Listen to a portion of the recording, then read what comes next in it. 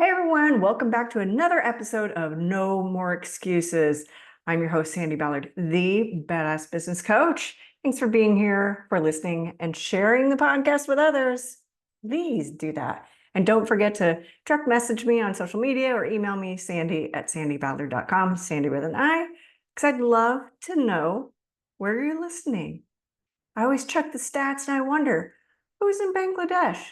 Who's in Texas? Who's out there listening? I would love to hear from you. So thank you for doing that. And today's podcast, it's going to be a little different than the other 411.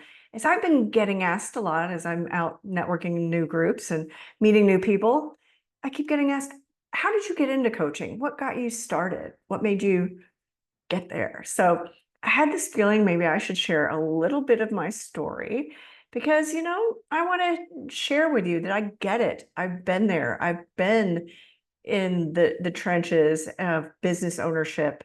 I've started with nothing. I've ended with nothing. I've started over again. I've made it.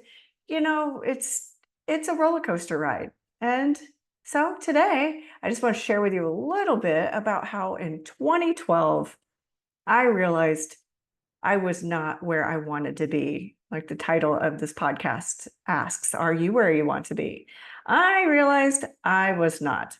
In fact, people close to me were starting to inform me of that. They were starting to call me out. And it sat heavy with me. It was the end of 2012, so I'm sitting there, get through the holidays, and I'm in January, like, okay, it's a new year.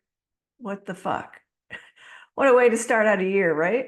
You think you're going in a direction, then you get called out by a few of your very good friends and mentors and the man candy. But that's all right, right? You expect it from them. But this was the first month of 2013, a new year, a perfect time to just set new goals and get going. And instead, I decided it was time to do a deep dive into myself. Yes, what have I done? And clearly, what the fuck haven't I done? And that's what I was thinking.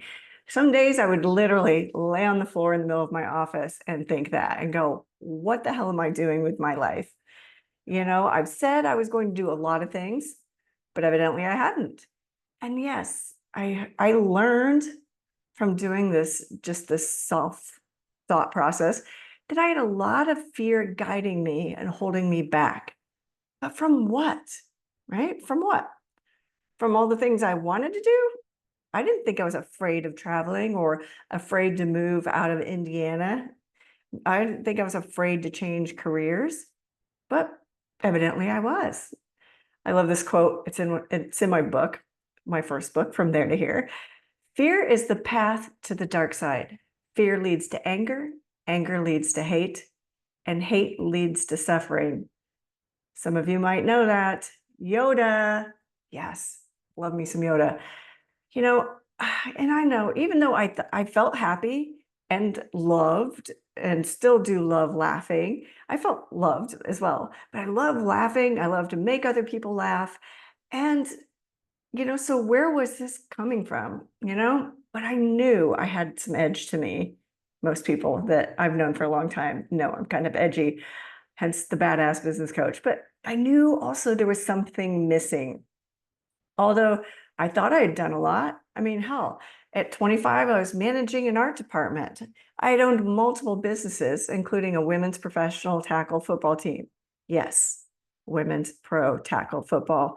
Got the pinky to prove it, a broken leg, and some knee issues if you've listened long enough. Knee, hands, all that stuff. Had a lot of surgeries because I played hard and I'm paying harder, and that's okay. I had a blast.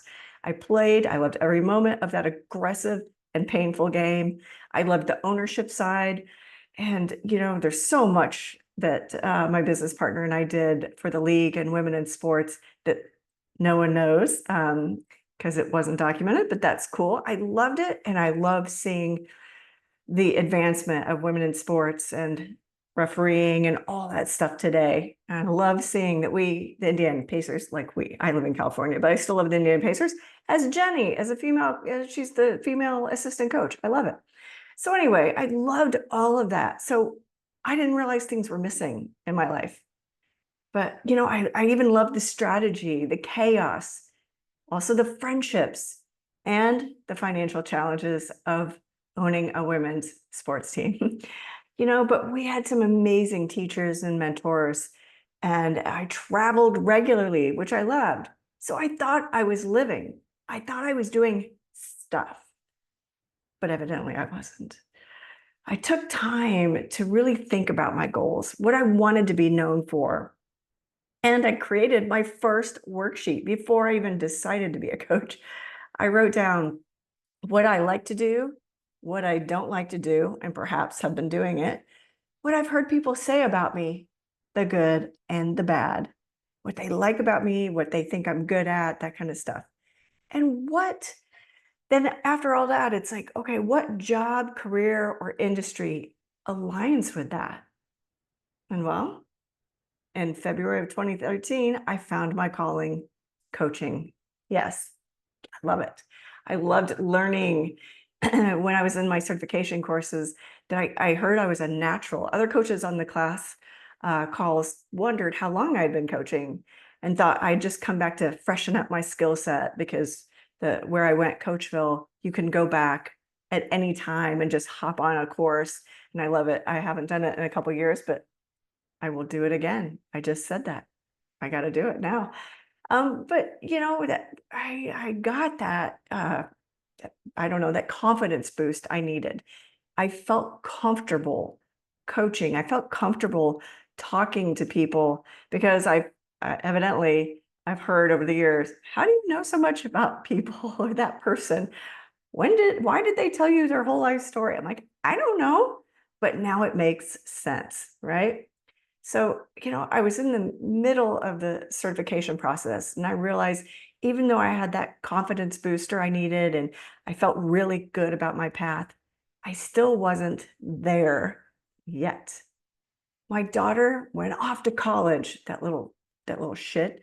She moved from Indianapolis to California in June, you know, and so her sports were done. I still remember that she caught the last out of her last game of her sports career. She was done. So we were done with all of that lessons and practices and traveling, and the fun hanging out with the team and the rainouts and the long drives and the agony of defeat with her in the car after a bad game, you know, and also my traveling was ending because I was also done with the football team and the league. I was lost again. It was time for me to really dig down and do some self-reflecting and find me. So yes, I'd already done that worksheet. I was already into the coaching, but I was starting to feel empty again, right? And that's when I really realized I was cautious. I was always more excited for other people than myself. And I realized I hadn't done shit towards my goals. A goal without a plan is just a wish, right? And evidently I was living in that wish world. So I took that step. One of my first courses in coaching was step up and stand out. So like the badass I am, I put it out there that I'm a coach. Even without a certification, you don't need a certification, but I wanted one and I wanted to learn all about it. I wanted to learn the ins and outs and the ways to help clients the best way I could. So I put myself out there as a coach and I started writing my first book, From There to Here. You know, and I also submitted to speak about the book before it was written. Yeah, I jumped in, I was doing it. And I also then, like I talk about, got overwhelmed because I did too much. Putting it out there to speak, the proposal to speak before the book was done was probably what sent me over the edge.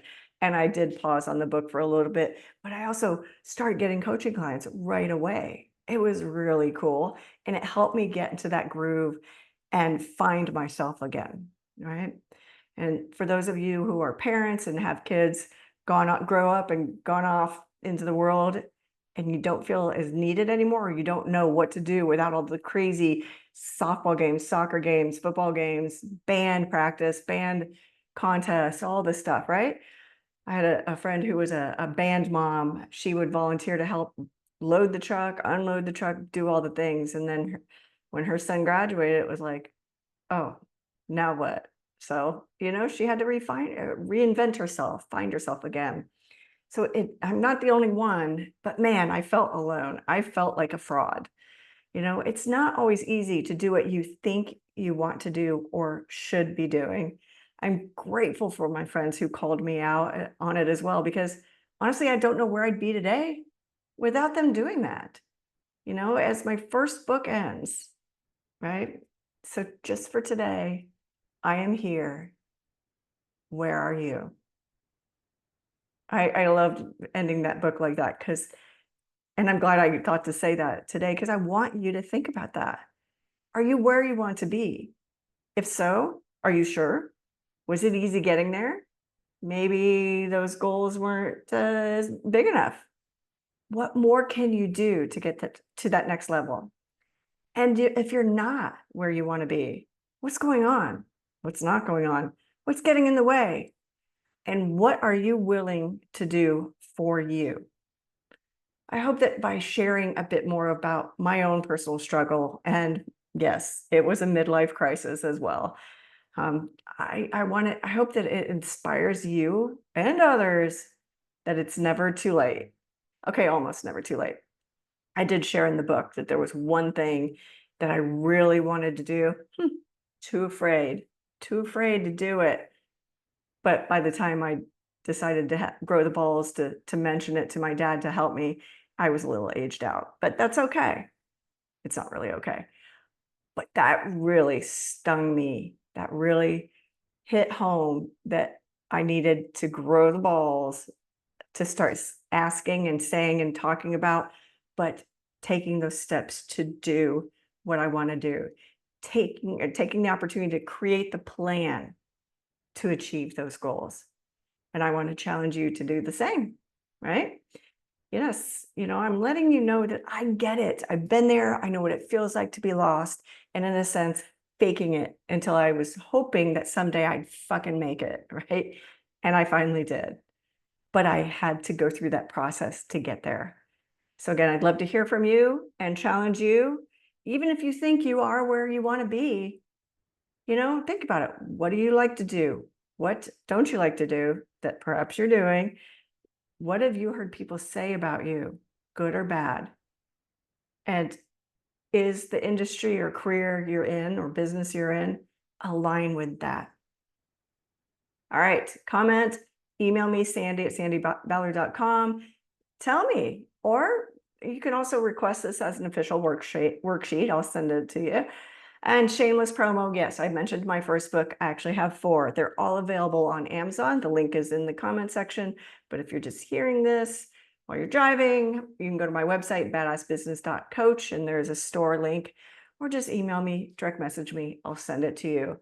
And yes, this activity and many others are in all of my books, because I have them in there to help you think bigger, dig deeper to think bigger, and play stronger.